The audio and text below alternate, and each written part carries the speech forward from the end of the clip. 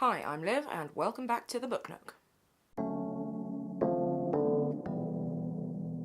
Hey guys, so today is going to be a wrap-up and currently reading video. Now, since my last wrap-up, I've not actually been reading that much. I've only read 3 books since my last wrap-up, and I'm reading a couple more. So let's just dive straight in. So the first one that I have read is My Absolute Darling by Gabriel Tallent. Now, this is the proof edition, so the cover has got, the name and stuff on it. This book, I honestly don't know how to explain this.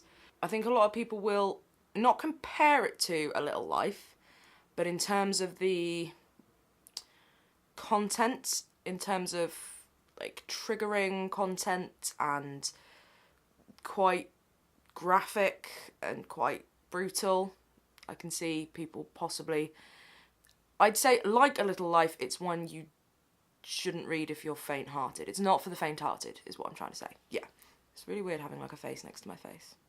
Yeah, it's definitely not one for the faint-hearted. It is essentially a story about Turtle Alveston, who is a 14-year-old girl, and she lives with her father in a sort of slightly dilapidated kind of house, and it's really hard to talk about this one because I think a lot of the impact of this book is another one that comes from not having it spoiled or known too much about it.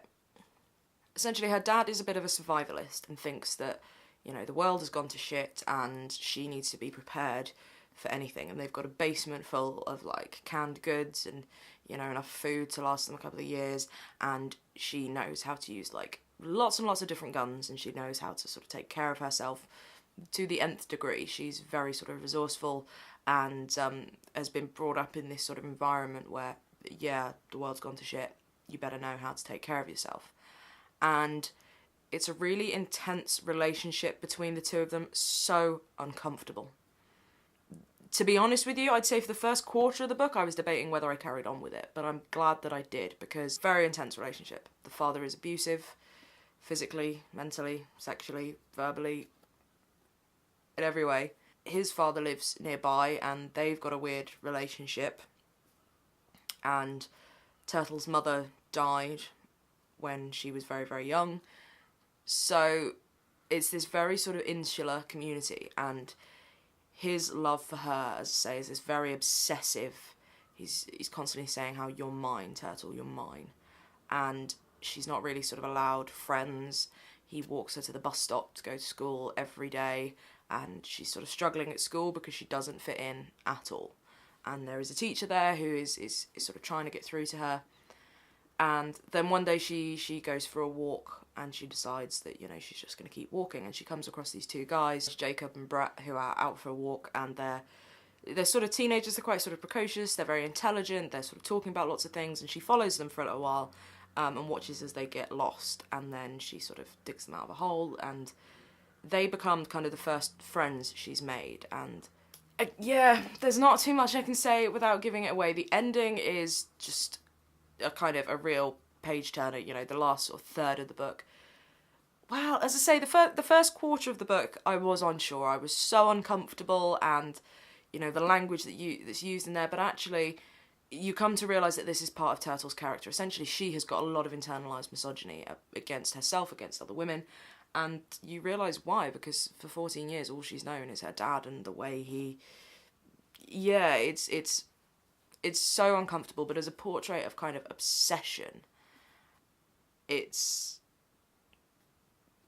horrifically kind of detailed and astonishing in a weird way. As I say, I'm struggling to talk about this one because it's hard to sort of communicate what I got from this book. First quarter, very uncomfortable, contemplate giving up. The middle, started picking up, started going in a different direction. The ending, it was reading because I had to know what was happening. I had to know what was going to happen. The writing in this is astonishing. The descriptions of sort of nature as she's going for her walks and her sort of knowledge of nature is very sort of detailed. Sometimes to the point of possibly oversaturation. There were some times where I was just sort of skipping, but that just may be me as a reader. But in general, the writing is utterly, utterly captivating. Compelling, this book. Compelling and captivating. You're reading with the book sort of at an arm's length a lot of the time, and but in Turtle Alveston, Gabriel Tallent has created this character who I feel like I would kill for Turtle Alveston. Not that she'd need me to, she's perfectly capable, but I just feel incredibly protective of her, and also terrified of her, and terrified for her, and proud of her, and as a main character, as a protagonist, he has created in Turtle Alveston a character that I'm not going to forget for quite a while. As a character-led, character-driven, I mean, there's plenty of plot in here as well, don't get me wrong, but as a character-driven novel, it is astonishing. And for a debut, you know, I hate to sort of buy into necessarily all of the kind of talk of, oh, the most astonishing debut, but it is an astonishing debut. It really is. As I say, I don't think it's quite perfect in terms of the writing. There were some times where I was like, okay, you're kind of just wandering around a little bit too much, just focus, because there's so much good in here that occasionally it felt like it was maybe drifting off from that, veering away. But in the main, this kept me absolutely gripped once I got past that kind of initial discomfort. And I think that is something that readers will get. You will be initially uncomfortable because it's not a pleasant read to start with. You know, you're learning about this very weird relationship, and you're getting to know Turtle, and as I say, a lot of the internalised misogyny and her language and her sort of attitudes and thoughts are quite, yeah, you'll be quite taken aback by some of them, I think, but it's worth persevering with, because what it unfolds into is this study of a 14-year-old girl who is learning that the world is bigger than she was led to believe and she was allowed to believe, and then she's learning her true value and her true worth, and then there is somebody else who comes into it, and suddenly she is no longer the sole kind of, she's no longer the sole thing that this planet orbit around. There's something else, and there's something else that she has to protect, and it is absolutely astonishing, incredibly compelling, incredibly captivating, brutal, unflinching, sumptuous, gorgeous, terrifying. And yeah, Turtle Alveston, not going to be forgetting about her in a hurry. It's going to be difficult to shake her. So then the next book that I read is Public Library by Ali Smith, because I found my copy after talking about Ali Smith and her other collections. Alice Slater reminded me that I had lost this book, or through talking to her I realised I couldn't find my copy, but I found my copy of Public Library, and I thought, oh, I'll just read a couple in between other books, and I ended up reading the whole collection. So this is a collection of short stories that are sort of thematically linked loosely around libraries, but more to the point, in between each short story, Ali Smith has spoken to other writers, creative types, librarians, people to do with libraries, about the importance of libraries to communities, to people, to all sorts of to communities and people. We can leave it there. And in typical Ali Smith style, the stories in her are absolutely gorgeously crafted. They've always got this sort of slightly off. I just love her writing so much, so much. There were some stories that stood out to me more than others. Let's have a little look. I forget names almost immediately. And more to the point, there are scenes in there. There's a scene in one of the last stories where a kid is working in his dad's shop, and another kid comes in and tries to pay for a toaster in flowers. And there's just something, I mean, there's more surrounding it because this guy is recalling this moment, so it's a lot sort of memory recall as well. But it's just scenes like that just sort of stay in your head, and it's just absolutely gorgeous. But all the stories in this are ridiculously good. As I say, some stand out more than others. What is it called? It's my favourite one. It was The Poet and then The Ex-Wife, I think, are two of my favourites in there that sort of deal with writing and writerly concerns, and the life of a writer and the importance of writers. So this is just a gorgeous collection, and I recommended this one to a customer who came in, and she was looking to sort of get into short stories, and I thought, well, it's a way to introduce her to Ali Smith as well. This is one that she should check out. And yeah, as a collection that talks about books, about reading, about libraries, about community that is driven by reading, it's just absolutely gorgeous. But they're not sort of, the stories aren't so focused on libraries and reading that it gets boring. They're just, as I say, loosely themed around it, and the bits in between the stories talking to people about libraries are just absolutely wonderful as well. So as always, I'm going to recommend you an Ali Smith, Public Library and Other Stories. I think would be a really good way into Ali Smith's style if you're not sort of too sure of her novels, but you should be sure of her novels because they're good. So yeah, Ali Smith, Public Library, that's another one that I read this month. Then I read one that I think I started reading it before I technically hauled it because I couldn't wait, and it is the follow-up to one of my books of the year so far, and that is Pages for Her by Sylvia Brownrigg. Now, this is, of course, the follow-up to Pages for You, which was written back in the 70s. I've forgotten already, my memory is like a sieve. So that was written a while ago, and this is the follow-up. So the follow-up here concerns Flannery and Anne when they are older, so we know, even if you just read the blurb for Pages for You, you know that Flannery and Anne's love affair does not end well. And this picks up years later where both of them have grown up, had relationships. Flannery is married, she has a daughter, and it follows their reunion, but more than that. Now, I will say I didn't love this as much as Pages for You, but I think that's more to do with what I wanted to happen than what did happen. I'm not going to do anything spoilery for this one because I think what the books do together, both Pages for You and Pages for Her, is examine the impact of a love across your life. For Flannery, her relationship with Anne is her first real love. It's intense, it's all-consuming, and then it ends. And Pages for Her is a sort of examination of how you can move on in a lot of ways and not in others. But ultimately life goes on, and life will always go on, and you have to deal with that, quite frankly. And for Anne, things are very different as well. She has not long broken up with Jasper, the man that she gets together with at the end of Pages for You. You know, it's a decades-long relationship. It was sort of, that was her first love before Flannery. And so these two women are at very different points in their lives. But there's something about each other that keeps drawing them together, and they have a chance to sort of meet again at a writerly event.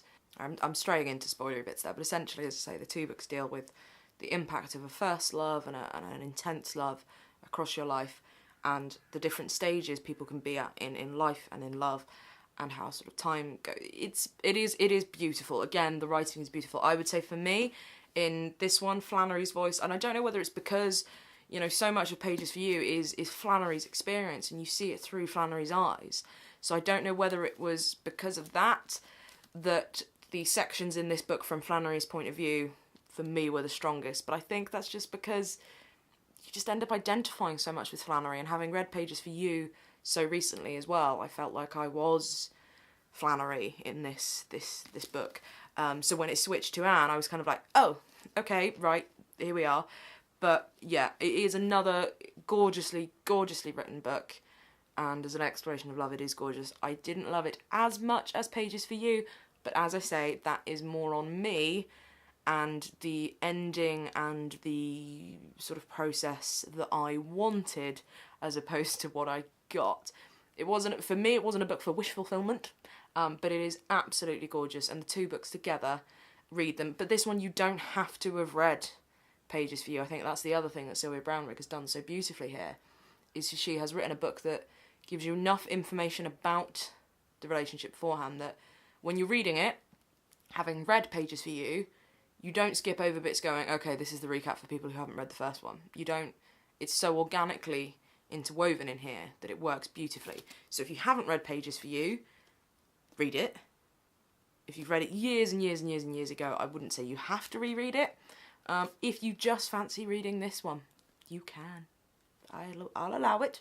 Now, that is all I've finished so far this month. Yeah, the latter half of this month not been quite so good with the old reading malarkey, which is quite frustrating, but hey-ho, it happens.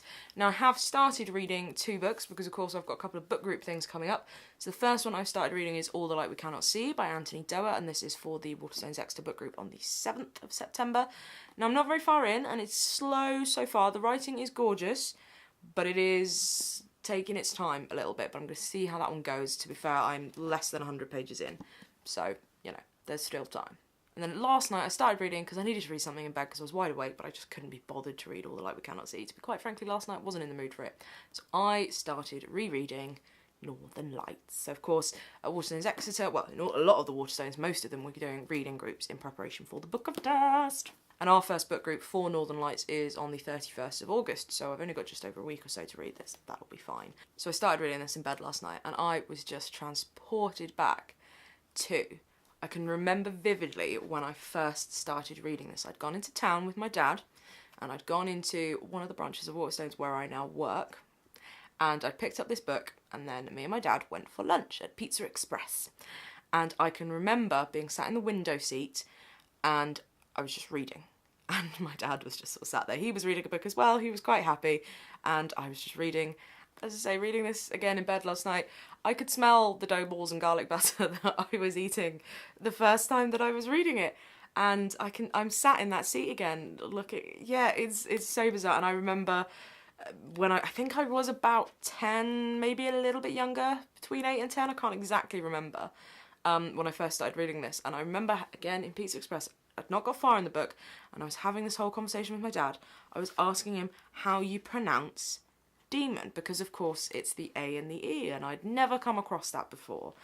And, you know, I just remember having this discussion with him, and him asking, okay, well, how do you think it's pronounced? It's like, okay, well, I think it's demon, but it's a special, why is it that special letter? And just talking about that. So many memories brought back so far reading this one. And because it is so long since I've read it, if I was about 10, if I was 10, it's 15 years. If I was any younger, it's longer, obviously. That's how time works. Well done. So because it's so long since I've read it, it is kind of like reading it afresh, but with the memories, if that makes sense. So I have the memories of reading it, but the actual plot so far, and I think I'm getting past the point where I got to in Pizza Express, so I'm going back into new, not as evocative territory. So yeah, it was really fun to sort of sit and start reading this one last night, and reading the actual physical book as well that I read when I was a kid.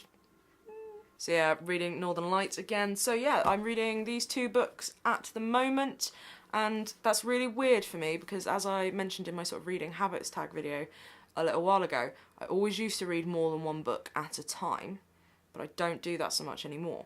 So, well, no, this is the first time I've done it in bloody ages, so it's quite weird. But I think because they're so different, you know, it's not too bad, so we'll see how I go with that. So yeah, that's what I have read so far this month, and this will probably be, I don't see myself reading anything else by the end of the month other than these two, so might not bother with another full-on wrap-up because it'll probably just be for these two books. I do still have two rather large haul videos to film and upload, so I'm going to do the second-hand mega haul and another haul of ones that I've bought. So yeah, two more book haul videos coming for you in August before we go into September. So that is what I have read and am reading. What have you read and am you reading? Yeah, have a little chat with me in the comments below. Thank you very much to you guys for your feedback on my last video where I was a little bit worried about sort of like the length of a lot of these videos and how I ramble. But as long as you guys are enjoying what I'm doing, that's great. If you fancy sharing my channel, see, this is where I'm straying into self-promotion. I'm like really uncomfortable. But if you fancy sharing my channel with people, that'd be great. Yeah, please do like, comment and subscribe. Oh God, that sounds really weird. Yes, have a little chat with me in the comments below. Again, are you reading Northern Lights in preparation for the Book of Dust? Did I say reading or rereading? I meant to say rereading, but I can't remember if I said rereading or reading, but I meant to say rereading. I'm going to go and make myself a coffee in my new Keep cup that has just arrived. And yeah, have some breakfast and edit this. So I will see you in my next video. Thank you very much for watching and have a lovely day. Bye.